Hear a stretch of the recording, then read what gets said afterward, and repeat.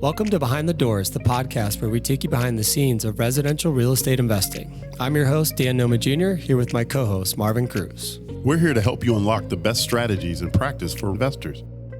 Whether you're just starting out or you're a seasoned pro looking to scale your portfolio. We've spent decades navigating the ever-changing world of real estate, and now we're sharing everything we've learned to help you succeed. From off-market deals to cash flow management and everything in between, we'll break it down and bring you actionable insights that can make a real difference in your investments. So get ready to open the door to new opportunities and take your real estate investing to the next level. Let's dive in. What's up, Dan? Man, we're back. We are back. And boy, oh boy, do we have a special guest with us today. We do. We have an industry leading veteran, Katy Klesitz, with us today. And we got some, I want to say this episode is probably going to be fire, right? Like what the kids say, lit. Yeah. Why? Is because we're talking about direct mailers, putting people back in the driver's seats or putting direct mailing back in the driver's seat. But we're not just talking about just postcards, right? We're talking about thousands of letters, 250,000 of letters, 1,500 appointments, basically a buy box that converts. Absolutely. So if you're here to listen today, stick around. This might be one game-changing opportunity to hunt for more listings. Yeah, it's awesome. Well, Katy, I know that obviously I've known your husband Frank for a while, and we've done a lot of work together, especially around this direct mail piece. And I reached out to Frank and I was like, "Hey, I'm killing it with this letter," because he talked to me about how you guys were going to start aggregating a portfolio of rental properties. Yes. And he's like, "Well, how do you get sellers to respond? What's the best way to do this?" And I said, "Buddy, I've got the letter. I've tested this thing 1,000 times," and I handed him this letter. And I think of all the real estate people that have asked me for that letter, you guys actually used it, which was amazing. So that was fun. That was fun that you guys did that. Yeah, you started that with Frank, and now here we are with a direct mail company. Yeah. And you got a job now. So so let's talk about that. So what's the framework for this? How does it work? What's the deal? So getting involved in direct mail is something that we started out as investors. That's how we use the direct mail, and then now we've converted it into using it with agents. And direct mail is just you can control it. Mm-hmm. Nowadays, dialers, there's all these lawsuits, and people screen their phone calls, and people block you on spam with email, and they can't do that with your mailbox. And so it's the best way to get in front of people and have really top of the funnel leads. Yep. Because you're the only one they're talking to. Yeah, it's not there's a do not call list or something. There's not a do not mail list. People think there is, but there is not a do not mail list. And what we did with direct mail is we made it really personal. We don't send, not to knock the other ones, but what worked for us is we send very personal letters addressed to the homeowner, very specific about the address we're mailing on. We don't send just blank canned copy. We spend a lot of time building our lists correctly. Yeah. We spend a lot of time, making sure the format of the letter is great, because we want it to show up personal in people's mailbox. So they feel like they're getting a letter that is, it's for them. Yeah. And that helps you build build a relationship with them, create value. They like you, they trust you, and it's just an easier way to get a deal done. Yeah. I saw the copy you guys did. You even put your picture on there, right? Weren't you guys putting a family photo on there? So we put a family photo on there when we were buying investment properties, and one was Frank holding our daughter. I was like, "Oh my God, I can't believe you sent that one home." And then another one's me with the kids, and it just made us real humans. Yeah. And we positioned, for me, how it worked, and it's different for everyone in every market. It's a little nuanced, but it was, I was a mom that wanted to buy some rental properties, and it made people felt like they knew me based on the letter. Yeah. I think what's cool about mail is that it's I think you mentioned this, it's predictable, right? You send a certain amount of mail, and you can almost guarantee, for me, it was a 1% rule. That's if I sent 100,000 pieces, I knew I was getting 100 phone calls. That's just how it worked. And the intent of the person calling. It's not like a cold call where you're calling them up and you're going, and they're surprised. Hey, Marvin, I've got a buyer that wants to buy your house. Would you consider selling it? Right. That's not it, right? They're getting the letter first. They're opening it, may sit there for a week. And then when they're calling you like intent. Correct. So I found like the quality of lead was just better, right? That way. But it's clumsy, right? And it's like, there's work that's involved in sending mail. Yeah, there's a lot of work that people don't understand, like involved in sending mail, and like when you send the mail, like how you answer the phone and the script that's used. Yeah. And like being consistent with that, making sure whoever answers the phone isn't like, ooh, what are you talking about? Right. Like you're very clear. So we got really, really good at that, like getting our direct mail out, and then having like very clear scripts on how to answer the calls. And then it's even more important, like on the appointments, is that we showed up on the appointments as consultants. Like, hey, like we're going to give you all of these options. Us buying it is just one. Gotcha. And that would be the first, like our first step. And then second step, we would come back to them with like, here's some offers, like here's one from, Easy Street, or here's one from us as your buyer. Or, you know what, like, I really want to introduce you to like my mortgage lender because you should refinance. This is probably not the best option. Or, hey, we can list it. I wasn't personally listing houses at the time. I probably should have been, but I was not. I was just very focused on buying. Yep. Or it's like, hey, we can list it for XYZ. And now there's all these other programs out there too that you can like present to your sellers. It's like you show up with like lots of other options besides just being a traditional listing agent. And that was something that even us as let's call it traditional investors, when we were going through this like actively and buying, 250 houses in 2 years, like it was very much giving them options and then getting them to like just trust you, solve their problem. Right. Yeah, I think, like you hit on a couple of things that I think is worth like diving into is like, number one is it starts with the list. Like, who are you going to mail to? Exactly. Right. Correct. How do you guys like source the list or help agents maybe get their hands on the right person to mail to? So I would say a lot of agents try to get too nuanced with their lists. They try to be like, oh, I just want to mail these 500 homes, and that's like a farm. If you want to do your farm, like that's one thing. But if you want to drum up like a ridiculous amount of, leads and good leads, we typically recommend you send at least 10,000 letters to whatever your particular box is. It could be zip code. Like this zip code and this price point, or they've lived there for this, X amount of years. And we kind of can tailor that, but it kind of just depends on the size of your market and how we like shrink it down. But what we always recommend is at least 10,000 letters at a time, because we can get those for 68 cents a piece when you get to 10,000. And these are like nice letters. Like it's not a postcard, they're like, that's mailed out the door. That's mailed with a stamp on it, like out the door.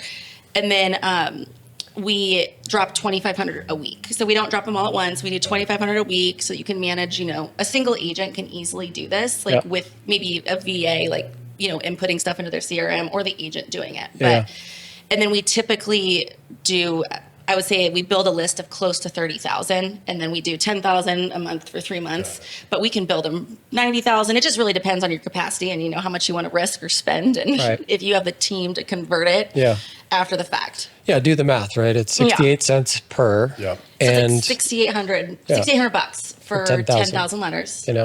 But each household is going to get 3 letters each. No, so it cycles through a list of 30,000.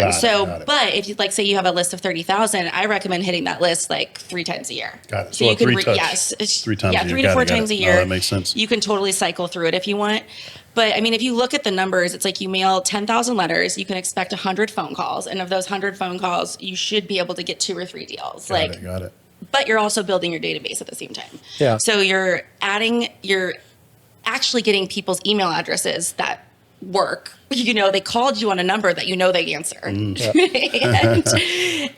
then you have their actual personal address. Like they might even correct the name. They might, that's my mom's house. Well, you correct the name in your, your database, and now you can send them, invite them to your Christmas parties, or, invite them to all the other things you have going on. Farm to them, like or farm to them. So you're not only are you getting those immediate 2 to 3 leads where you can convert and either pick up a house to flip yourself, get a listing, you're slowly over time building your database with people that actually requested, like opted in. You know, you're not just, they called you, right? Yeah, like they called you. Yeah, we were, you know, so like, I think our audience has heard my story of mail, you know, a few times, but you know, I was tagged to buy 2,000 houses, and I had 18 months to buy these houses for one of my clients, right? And so we started buying houses on the MLS, and that was fine. And, you know, but we ran out of houses to buy pretty quickly, right? And so then we started this direct mail, because this was before digital ads. It wasn't like I had another choice.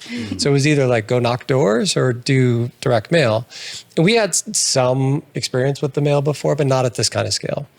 And so I brought in kids from the Boys and Girls Club, because mail like is truly clumsy, right? So like I would aggregate the list. So I was like the list guy. I would get the list together, then we would print them, right? And then I would have these kids come in, and they would all sign the letter for me. Then they would like stuff the envelopes, and then I would have like a crude licking and then stamping. And that was the conveyor belt process. But think of that, like we were sending 150,000 mail pieces a month, right? Consistently, I was sending that to get the kind of lead volume that we needed in order to scale, but it became our number one lead generator. Right. And it was like, it's predictable. It works, you know, and it's funny now that mail's come full circle, right? Like hearing you talk about it makes me want to go and like kill all of our digital ads right now. Cause I don't think I'm getting a 1% return on my digital ads right now. Like I really don't. You're not the first person I've heard that from recently. Yeah. It's just, and like, I mean, people have been talking to me a lot about it. We've had a lot of people come back and be like, dude, like and you know, asking Frank, he's in marketing, and he's like, dude, the pay-per-click, like you just never know what you're going to get. The digital ads, people get annoyed. They snooze them. It's like, it's going to people that aren't really that interested. Right.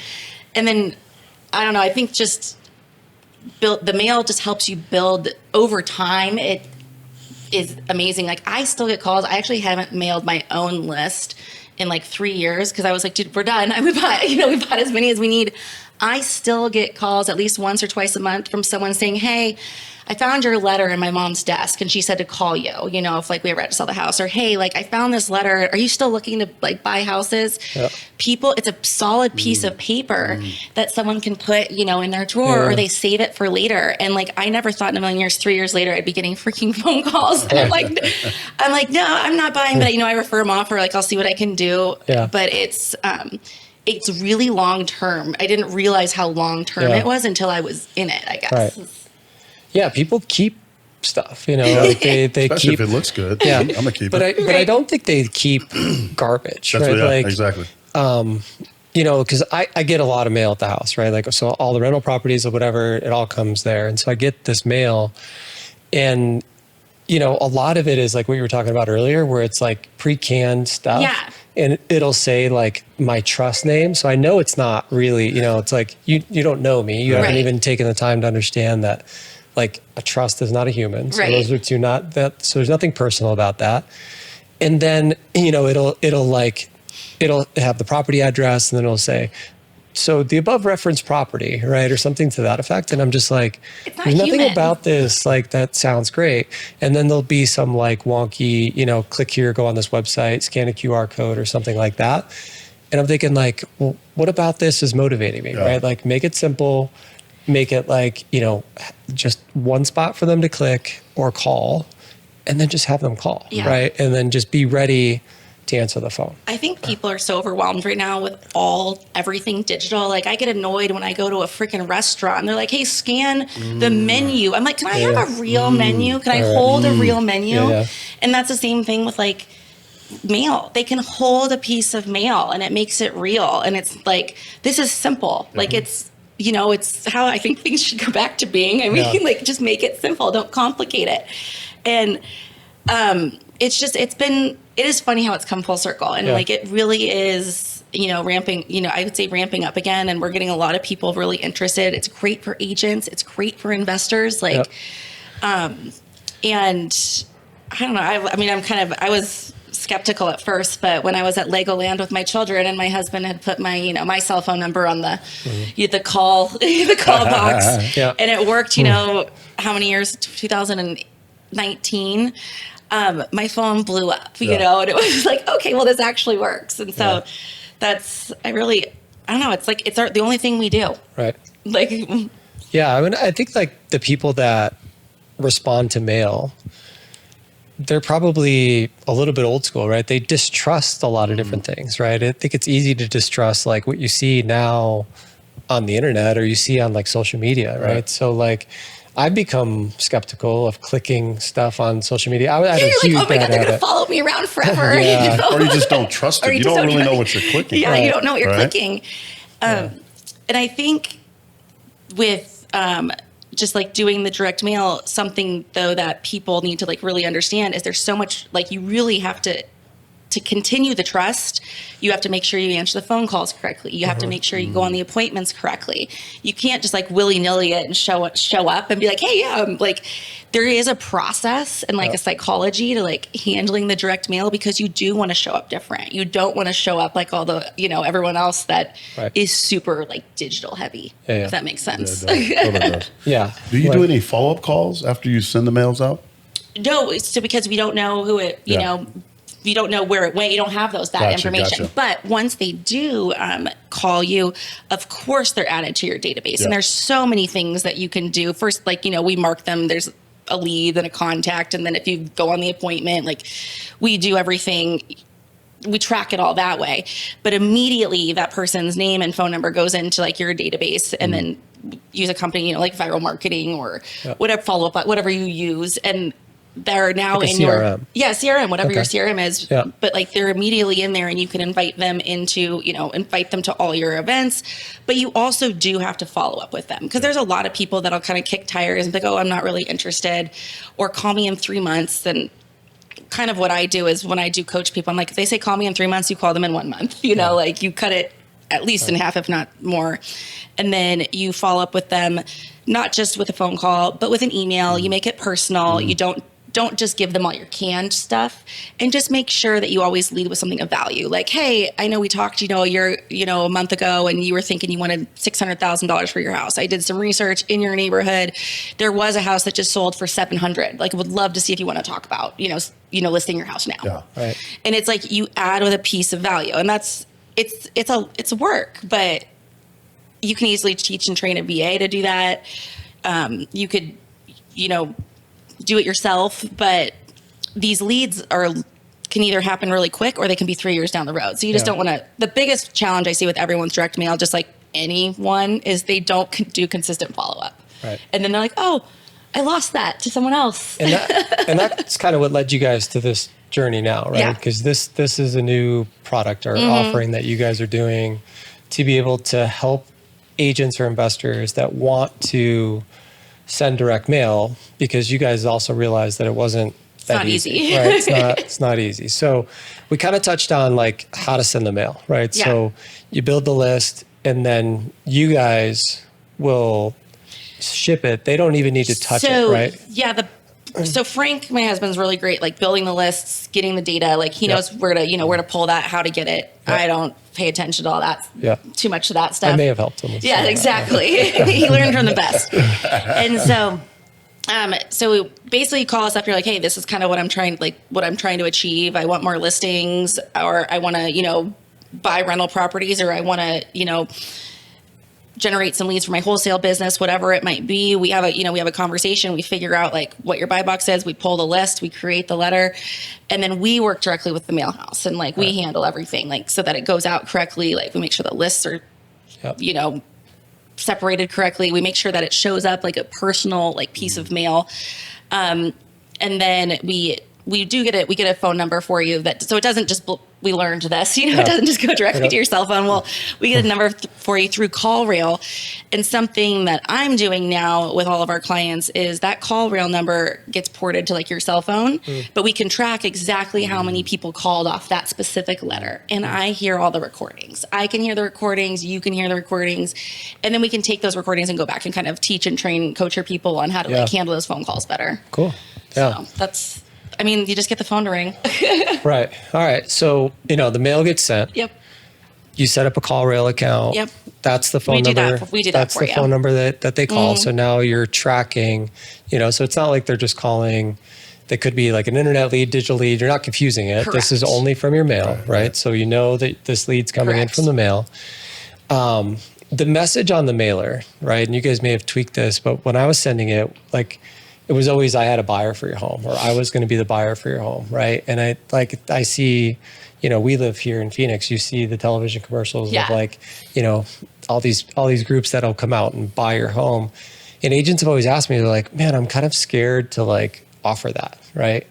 And that's what we solve for, right? Yes. For agents is we solve for like, you can go out and market to people telling them you have a buyer for your home, because we actually will back that we'll back that message up for you.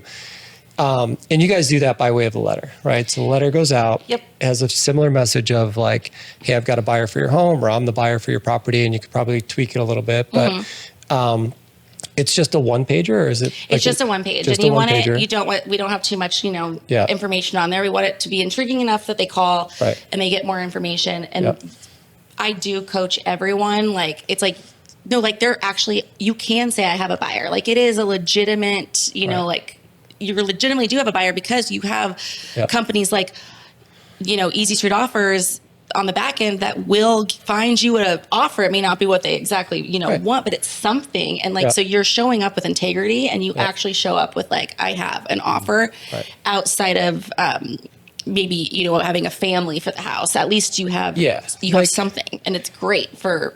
Right. Cause most agents that like I talk to about this, they think they that, have to buy it. Well, they either think that they need to be the buyer or have a buyer in their back pocket.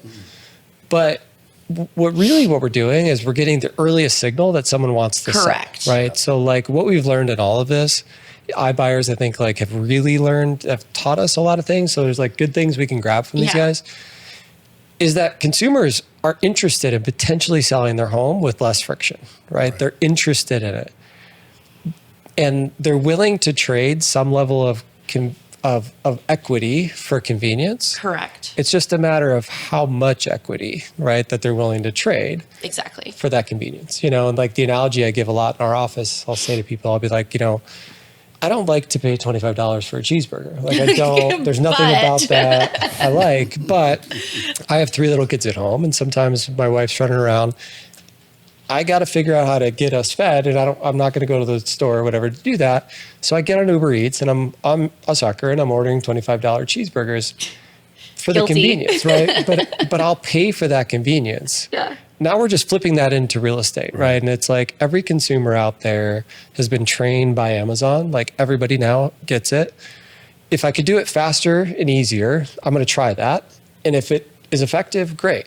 If it's not, okay, cool. That's great too, right? Because there's iBuyers out there that have reported that they've actually seen a significant portion of the properties that fall on the MLS being submitted to them first prior to them ever calling a real estate agent, right? And so what I've always said to agents is, look, like don't let the consumer have to choose between their trusted advisor and instant offer or cash offer, or any of these things. Like, just be that cash offer provider. Help them with all those options. Yes.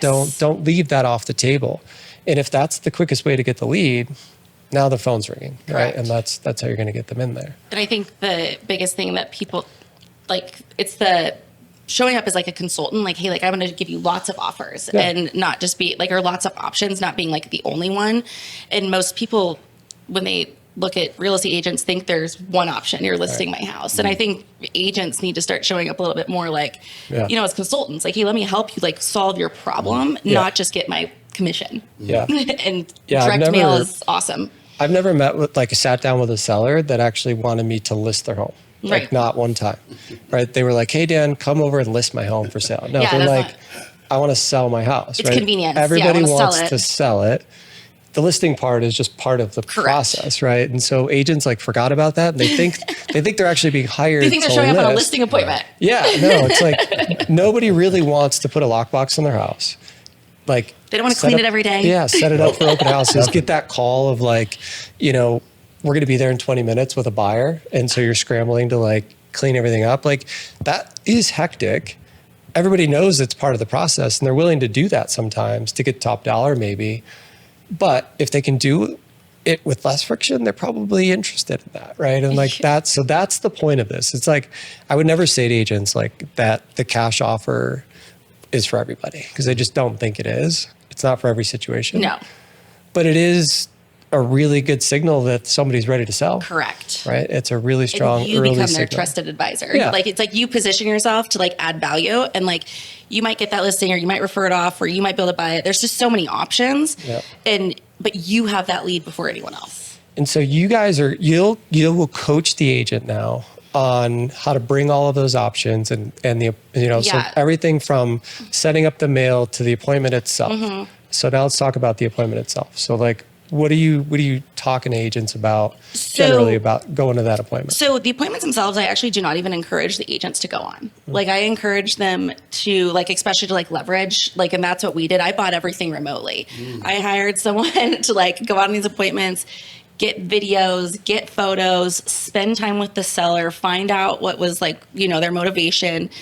Because most agents don't have 2.5 hours to go sit on an appointment like this. Yeah. You know what I mean? And a lot of times these sellers want to talk and, explain their house. They want to tell you everything. And so what we did is it's more of a 2-step appointment process. I send someone out there to get all of the information, and I use like easy street offers. Like, you need to have there's certain photos you need to have. So I make sure they get those photos. Right. We do kind of like a light inspection with a video. Like, they go get a video of like, check under the sinks, look up at the roof, all the standard stuff. And so I coach them on how to go out and get all of that stuff without being intrusive, just gathering information, making sure that people understand that this is like used internally. It's not to be embarrassed. That's a big thing with people when they let you into their home. Right. And so coaching people just to be human and gather all that information. And then what they do is they come back on the second appointment to present all offers. And that could be the agent or it could be an employee. It kind of depends on how they're set up. Right. And so we do now do group coaching. So I do group coaching with people answering the phone. And the person answering the phone also does not have to be the same person going on the appointments. It could be 2 totally separate people, as long as the scripting is correct and the messaging is, on point. So yeah, we do group coaching on how to answer the calls, how to go on the appointments, and we do 2 of those a week is kind of the new plan. So do you think it's important that the agent be the one that answers the call, or the call gets answered versus like the consumer calling and then you calling them back or something like that? I think it's important to have the phone answered. Yeah. I don't think it's important to have the agent answer it. I'd agree with that. I think it's important because someone's calling you, they're thinking about it now. Like, get all the information, ask for their email address, ask, is this the best phone number? Do you know how many calls I listened to when someone called in and they forgot to ask for what address they were calling about? Right. I'm like, oh my gosh. Right. So it's just they're excited you got their phone. They're excited on the phone. They're so excited. Yeah. And then it's like, they didn't ask for the email address. They didn't ask all the questions. Yeah. And so to circle back, yes, answering the phone is very important. I don't think it has to be the agent answering the phone. But making sure they gather all the information, and we have scripts for that I share with everyone. Like, and that it's very simple. Like, put it up on the wall. Anyone can answer it as long as they ask these questions. And then after that, it's someone can go on the appointment. They just find a time that's convenient. And I don't think the agent should be going on those appointments. Yeah. So when I went on these appointments myself, the first appointments that I went on, I literally flew out to Omaha and went on these appointments. I overpaid for a house twice, I got too emotionally attached and involved, and I didn't just work with the numbers. And when I started actually having other people that were my employees that worked for me, they could, be like, I have to do it this way.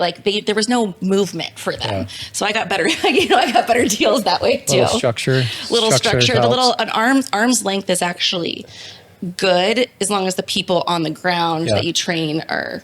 What about, could you have a VA answer those calls? 100%. So when we were in the full swing of things, I think I had 8 or 9 VAs answering calls or following up full time, 12 hours a day. Yeah. But that was, I think at the time when we were doing it, we were in 5 different markets, and, I dropped 300,000 letters real fast. Yeah. So not only was it just important to answer the call, the follow up with the VA was really, really important. Right. And it can be a text, it can be an email and a phone call. You do all those things. But VAs are actually perfect to handle these calls because they're just gathering information. That's it. Right. Yeah. It's like a fact-finding mission. It's a fact-finding mission so that you don't have to do it. Setting the appointment times. Yeah. And so then you'll help the agent coach the VA and coach themselves on collecting all that data and information, whatever. And then do you guys help them with like the follow-up stuff? Because I know like you got to do some drip and some other stuff there. Yeah. So continue that follow-up. There's things obviously we can like recommend, and say, hey, like viral, like for example, viral marketing is great at doing that, or help them with the VAs. Like, hey, you should call them, like help kind of coach and train the VAs on like how often you should call. I don't necessarily I wouldn't say we necessarily like set up an exact follow-up system for them, but we can guide them on like maybe the timelines and like what you should be following up with. Right. But the most important thing is just staying in front of them. Yeah. And just making sure you don't lose them. I think these leads need to be separate or tagged separately in your CRM so you don't lose them. In just the general database, it's like, hey, these are like likely sellers in the next 3 6 months or 12 months, and having more of a focused follow-up with them is important. But like you could get calls 3 years later, so they just call. What about so you guys have been doing this for a little while now, like do you have some stories of success yet where agents or customers of yours are having success? Oh my gosh. So I actually just got a call with one of our clients, and she's one I'm trying to get to leverage herself up. But she's like, I just love these calls so much. I wanted to keep taking them because everyone wants my help. But she has dropped, I think, a total of 30,000 letters. Wow. So for a cost, let's say it's close to 21, all in, probably like 21,000. She's closed 15, I think it was 15. She has 15 listings so far and closed 7. Wow. And she had more on the books and she just reordered again. Wow. And her price point is about $800,000. So she paid for that on one transaction, right? That's the math, right? So we're actually getting ready to do another. She wants to do a totally different campaign where she wants to kind of split test letters. And I'm like, why do we want to mess with what's working? Yeah. But until it's broke, don't change it. We have one of our first clients actually. Jason Bramlett, he's freaking awesome. I've known him forever. He's part of like the rate group, or was. He's basically retired after he did this. I think the number was $500,000 I think he spent 30. Wow. And he was like, dude, this is the best. Right. Like he had all these leads for his team. And I believe those were mostly listing leads for him. I don't think he even bought much. It was more like, people, but I will tell you one of the things that is amazing about Jason is he had a great reputation in the area, and he was also had celebrity endorsements, which we put on the letter, which was really, really helpful. So these letters are really great for people that already have some type of presence, but they're still great for people that don't. It just adds to your presence, I guess. If you've been around for a long time and have a great reputation, like these letters will crush it. Right.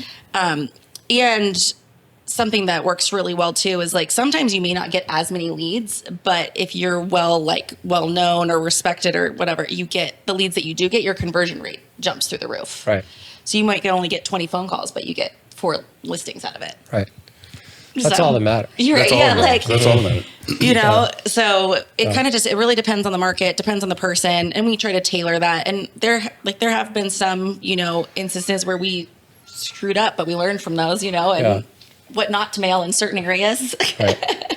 Yeah, I think that it goes back to the data and the list, right? Like you've got to make sure it's you're mailing to the right people, and obviously you guys can help that with. So. I'm an agent. How do I sign up? What do I got to do? Where do I go? How Honestly, do I find right now, just go to klesitzdirect.com and just book a time. Okay. Yep. And we'll just get on a call and start going through it and figuring out if it's good for you or not. And also, too, I never want to put someone in a position where they're paying for something like that they probably shouldn't be paying for or, investing in. Yep. But yeah, we'll do a discovery call. It's just a discovery call to kind of, figure out what you're looking for, how, what your goal is, and to see if we think we can help. And if we can, we will. Awesome. Yeah. Any thoughts, final takeaways you want to share with our group? If you've been thinking about doing direct mail, do it. Test it. At least test it. You know what I mean? At least try it. Right. Worst case, you add 100 names to your database, What's the worst case? And you just, that's kind of it, I guess. Direct mail is awesome, and it goes on forever, and no one can mess with it. There's no rules and regulations around it. You can keep doing it. Keep mailing. Keep mailing. You can mail as much as you want for as long as you want. Keep mailing. I love it. Yeah. I love it. Awesome. Thanks, Katy. Thanks, guys. Thank you so much. Thanks for tuning in to another episode of Behind the Doors. We hope you found today's insights valuable for your real estate investing journey. Remember, real estate success doesn't happen overnight, but with the right tools and strategies, you can build long-term wealth and create passive income. If you enjoyed the show, be sure to subscribe, leave us a review, and share it with others who are passionate about real estate investing. Don't forget to follow us on social media for more tips and exclusive content. Until next time, keep unlocking new opportunities, and we'll see you on the next episode of Behind the Doors.